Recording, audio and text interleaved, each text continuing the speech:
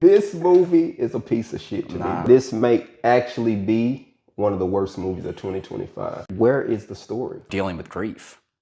That's not a story. I think it is a story.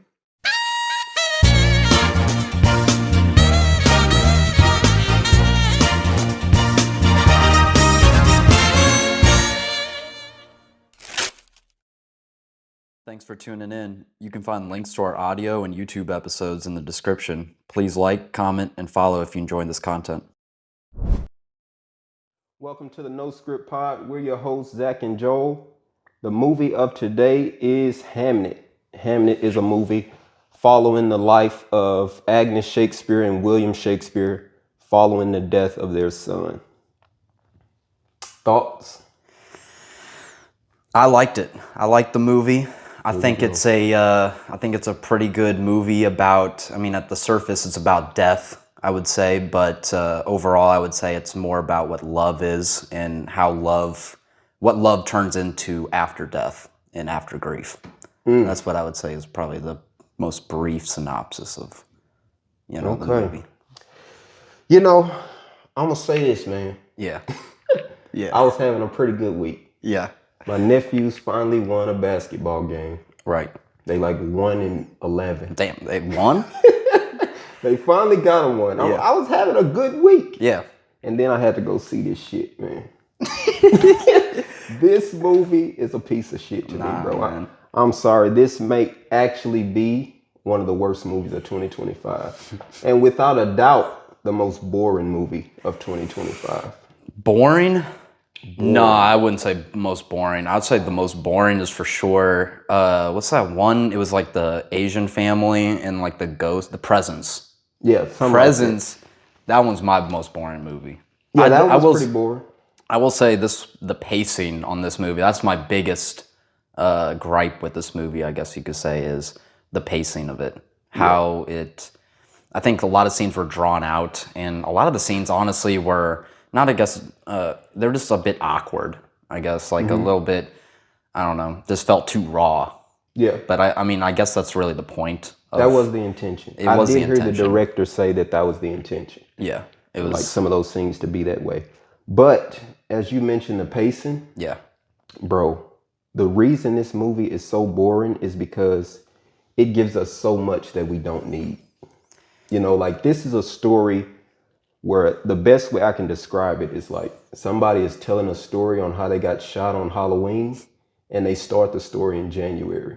But I think you need that though. I feel like there's three clear acts of the movie. The first one being the humanization of our two main characters and like the upbringing of the family, how the family becomes. So you kind of need that to feel anything for the family. And so and it's also a subtle foreshadowing of the rest of the movie. That's kind of like the first act. Will foreshadows the movie through his story of that Greek tale, Orpheus or whatever, in Eurydice. Yeah. And then she foreshadows through her intuition or visions of Will's future, or Hamnet's future. And then the middle movie is the death of Hamnet. And then the final is like the birth of Hamlet or the rebirth of Hamnet. Yeah. I would say but you kind of need that first act. Even though you say you start in January, you kind of need that to build the family dynamic and actually feel anything for the characters. But that's the thing. I did not feel anything for the characters. Because this is the issue to me with the film. Yeah. Right? The movie follows the parents dealing with the grief of the loss of their son. Right. Their son isn't even born until like 30, 45 minutes into the movie. Yeah, that's very true. That is very true. So I'm like, man, now I only got like an hour to get to know this character. Right? Are you talking about Hamnet? Yeah, I got an hour to get to know him and care about him. Yeah. It's not enough time. Not to mention, he doesn't do anything, noteworthy. Not really. He has no significant character moments. Well, I wouldn't say that because I think the most powerful scene in the entire movie, well, next to maybe the end, but this one is whenever he's with his sister and decides to trade lives. Yeah. That scene alone made me tear up. That's the climax of his arc. Yeah. Right? Before that, we get nothing from him. Yeah, I will say that it's definitely, they give him less time to show, and so you don't really care for the kid as much as you probably could, and that's probably is another one of my gripes. But I think it's not necessarily about Hamnet himself. It's about how Will and Agnes deal with that and how they deal with his death. It's not necessarily about Hamnet. So I don't think you necessarily need too much from Hamnet. It's not necessarily about, being tragic or feeling sad about his death. It's about what they do with his death afterwards between the actual main characters of the movie. Is that what you felt? Yeah, that's what I thought, at least. I thought that, it's, they're building up this loving family, and what the death brings, what death turns love into, is resentment and self-hatred, and how both of the characters deal with it. So Agnes deals with it through spirituality, and she doesn't actually really deal with it at all. It's because she's just so scared of what death brings in the after, like the fear of the unknown of afterlife. But Will deals with his grief through creativity in the arts. Yeah. And so that's what I think it's more about. It's just how they deal with the grief rather than who Hamnet was. But don't you think that Hamnet is a very integral part of, like, the movie is literally named Hamnet, so I feel like I should care about him dying. And that, like you said, that is the most powerful scene in the movie, when he trades his life for his sister. Yeah. But it could have been even more powerful if we actually cared about him. Yeah, I think, I do agree. It probably would have cared more. I just don't think you necessarily needed it to progress the story. I don't think there is a story. That's another one of my gripes with this movie. Is that there's no story? Where is the story? I think the story is just, dealing with grief. That's not a story, though. I think it is a story. That's a story? Yeah. I mean, where's the goal? Where's the objective? The goal where's is the wins? Where's the losses? Like, I think the goal is to overcome grief and to accept his death. this is what I'm saying, though. If the goal of the movie is for them to overcome grief, shouldn't the movie have started with Hamnet being born, and maybe like 20, 30 minutes in is when he actually dies, instead of like damn near the end of the movie he dies, and now the movie is about grief? Like, what happened to the beginning? But I think you need that. I think you need the contrast between the love of the upbringing of like how they got together, how they raised their family, and then you get the aftermath of what they deal with. And I think if you would have drawn, because I mean, I guess you could have just made the movie shorter, I guess, if that's what your argument is. But if you just like shorter, no, I'm just saying that if the movie had started where it needed to, which I believe you could have cut out everything from the beginning to the time that Hamnet is born. The movie should start there, in my opinion. I don't know, because I mean, I think that defeats the whole humanizing of the character. Because you're thinking like, but this why is William. Can't you do that after Hamnet is born? Why can't you continue to humanize the character? I think you could, but I think that you'd only get one side of them, and that's the resentment part, the dealing with grief part. It's not the, because there's, dealing with grief isn't just like the only thing that there is to be human. It's, how did you fall in love? How did you raise your kids? But Hamnet doesn't die right away. We can still have that. We can still have the how do you raise your kids? How do you love? With Hamnet still being around. True. I just feel like the beginning is so wasted. And I have a theory about film. I told you this before. What's that? If the beginning of a movie is boring, right. If the beginning is bad, the movie is going to be bad. I've never seen a good movie with a bad beginning. And so when I'm watching this movie, I'm 20 minutes in and I'm not engaged. I'm like, fuck, man, I got another 2 hours to go. Yeah, I just know I'm not going to like it. It's a long movie, but personally, I thought I liked the beginning of the movie. I thought it was just a slow burn. Like, it's just a movie about, because, honestly, I didn't really know anything about the movie. I didn't know that it was, William Shakespeare. But it didn't even register to me whenever they said the name Will, that was William Shakespeare. That's another issue. Like, I think that was like a good thing, though. Really? I think that goes to humanizing the character, because he's so iconic. He's so, like, bigger than life itself. Like we say Shakespeare, I mean, he's like damn near more famous than, he's as famous as anybody in modern or today. But calling him Will just makes him a regular guy.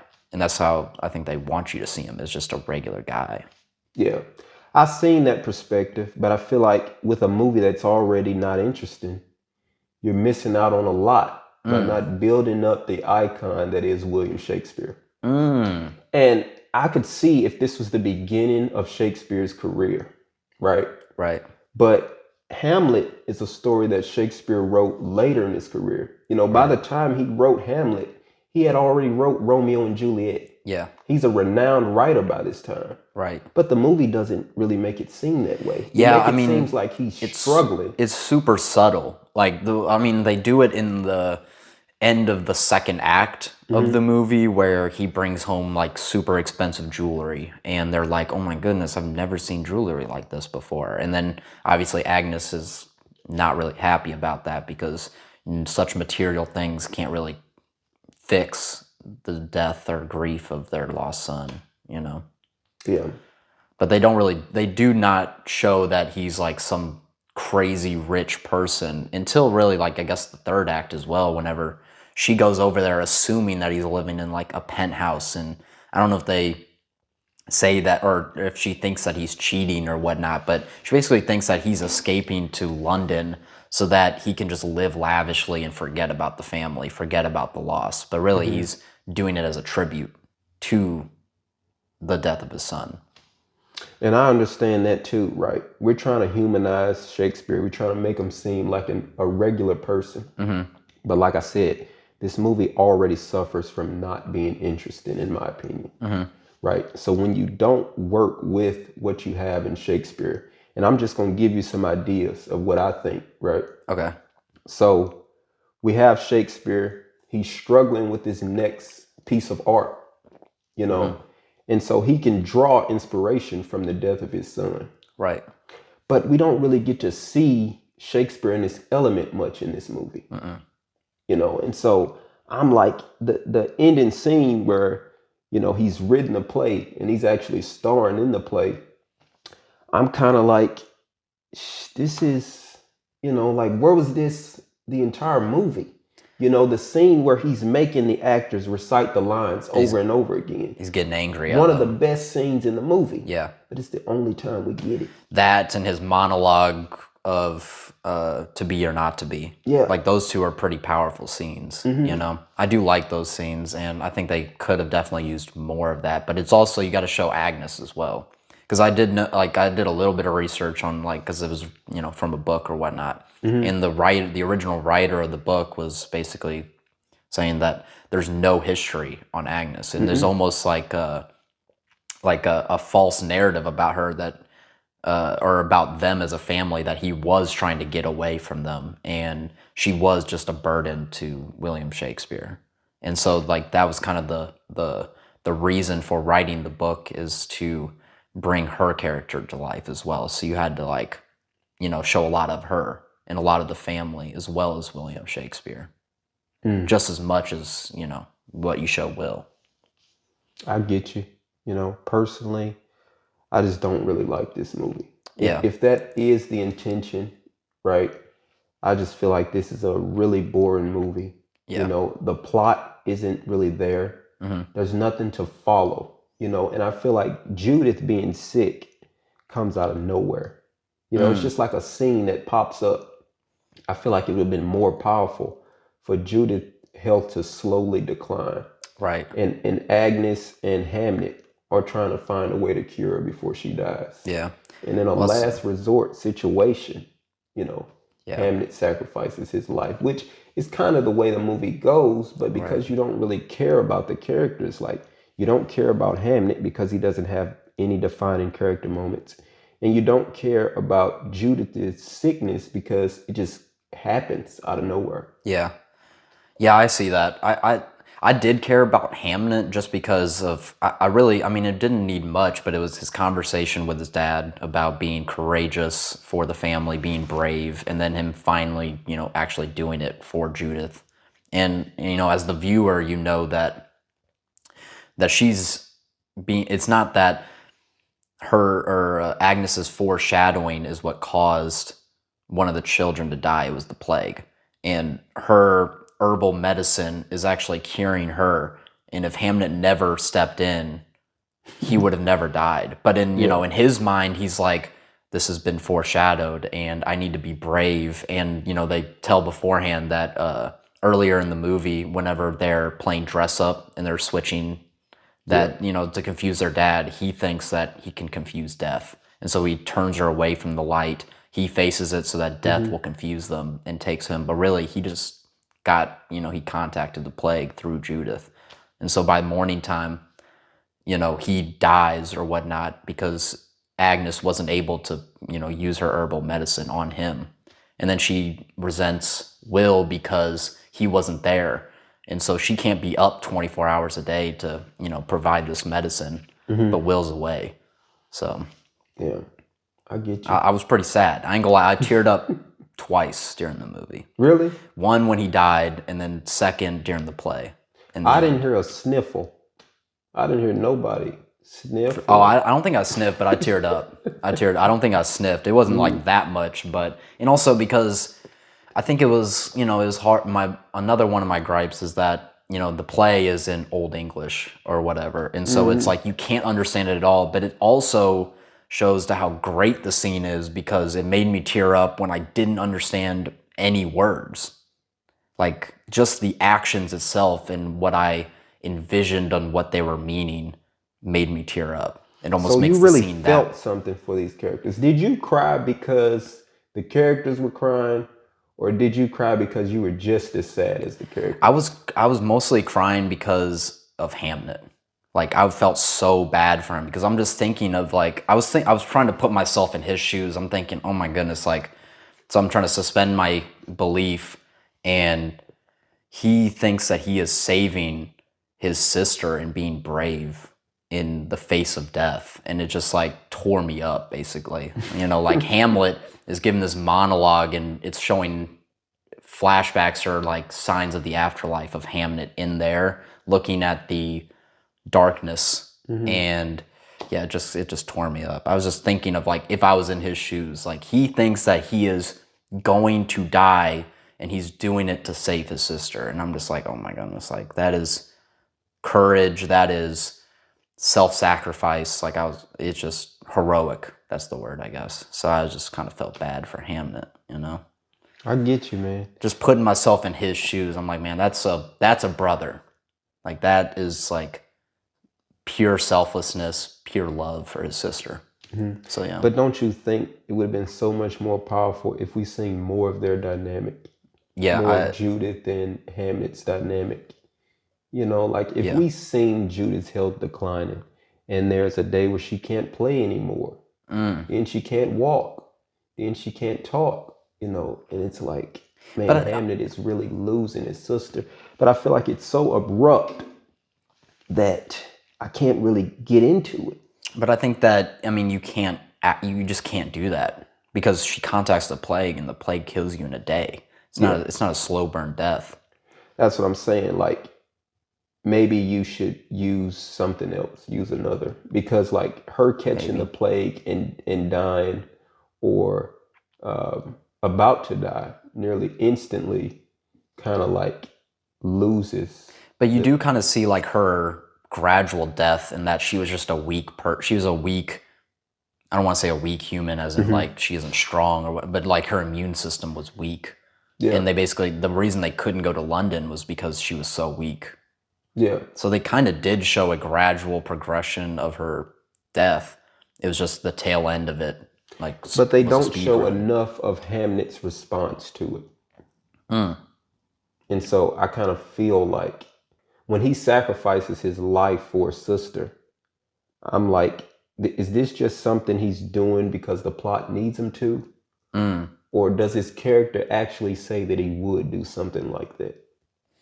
Well, I think it goes back to his conversation with his dad about being courageous and being brave and protecting his family, protecting the other family members that they're leaving or he's leaving behind when he goes to London. Sure, but I still think you need to show the care for his sister. You know, would Hamnet have sacrificed his life for anyone? Probably not. You know, But his sister. his sister. You know, so we need to see the connection to really put ourselves in his shoes. You know, would you take a bullet for some random guy on the street? Would you take one for your dad? Right. You know what I'm saying? Yeah. But I'd have to see the dynamic between you and your dad to really put myself in your shoes and feel. You know, and I wasn't able to do that with Hamnet. Yeah. But I think you did see, like, when they were doing the whole twin thing and they were dressing up as one another. Like, I thought that was enough. I needed some more, man. I mean, that is so late into the movie. That's what I'm saying. Like, if you cut out the beginning, how significant is the beginning to the actual overall movie? I say it's pretty significant. I mean, like, when does any of that come back in a moment that you're like, oh yeah, we really needed that from the beginning? Well, I mean, it shows that, you know, the what the families think of their relationship. Like, Will's mom hates the idea at first, but then she grows to love Agnes. So that comes back into play. So it's like you know, the family dynamic comes back into play, their love for each other, how their love transforms into grief, resentment, and then how it comes back together through the bridge of theater. But this is the thing. We could have got all of that after the birth of Hamnet. Maybe. Could have. Like, is Hamnet going to grow up in a year? You know, how old is he in this movie? I don't know, probably like, I don't know, I'm guessing like 7 or 8. I don't know. 7, like bro. 6 or 7. He had 7 years to give us that. Right. Instead, you start at the very beginning when they first meet. You show us the birth of Agnes's first child. For what reason? Yeah, I ain't gonna lie. She was the most pointless character in the movie. She did nothing. The older daughter was literally a nothing burger character. Yeah. And I thought when she was being born that would be Hamnet. Just turns out now it's just some character that. Well, I mean, I guess the birth of the oldest daughter serves as like almost like a foreshadowing for Will, because like when Will holds the baby and then it shows just a still shot of him staring into the abyss, and I think that, you know, or into the darkness, into that cave, and I think that really represents like his feeling of purposelessness. He doesn't find purpose or meaning in his life where he's at there. He needs to have a creative outlet, and that's why he goes to London. So, you know, but overall, the oldest daughter means nothing. She don't mean nothing. She really doesn't mean anything, you know, except for the fact that it's their first child and they're in love. Yeah. You know? I get it. But man, I think this movie is very boring, and I'm about to give a really bad rating.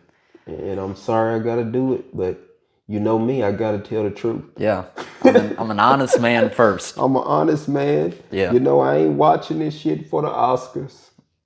I'm watching it for the viewers. Right. You know, like, this movie is the definition of Oscar bait to me.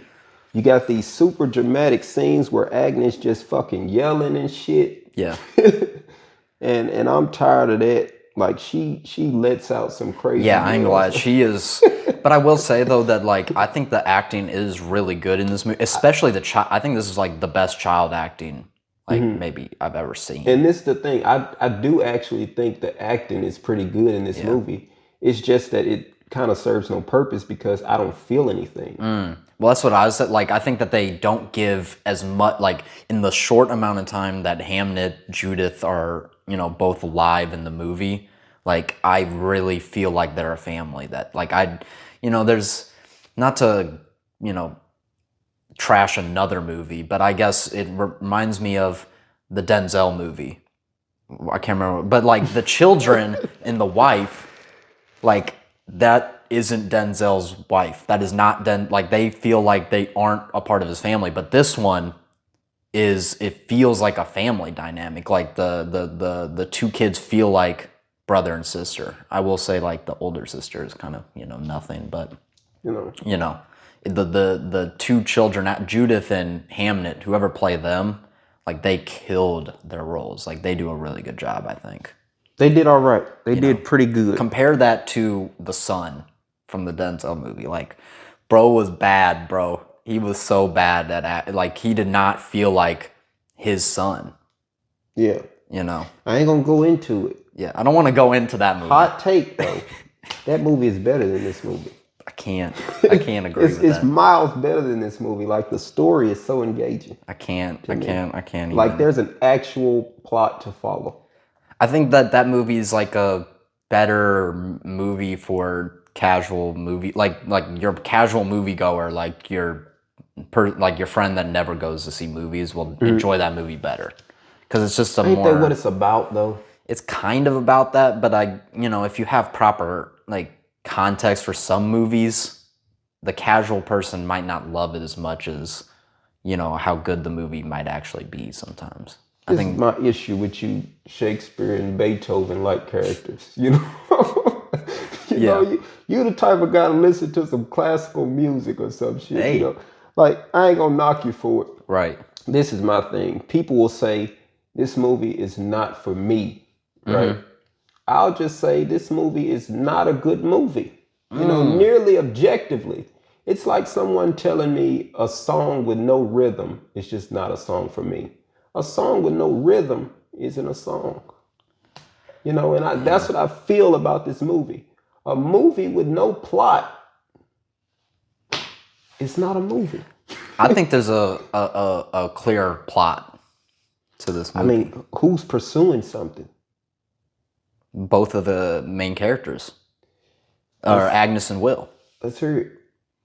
Agnes is where Will is pursuing his creative career, and it's stunted, or it's blocked by the death of their son, and then the goal after that is to overcome the grief, overcome the death of their son, and find meaning through it, find purpose through it. We don't see enough of that. What about Agnes? What is she pursuing? Well, she pursues to be a mother, and then once she loses one of her children, she has to pursue overcoming the death of her child. I think it's pretty clear. You know, this to me is like writing a movie about a lady dying from cancer instead of writing a movie about her son trying to find a cure before she does.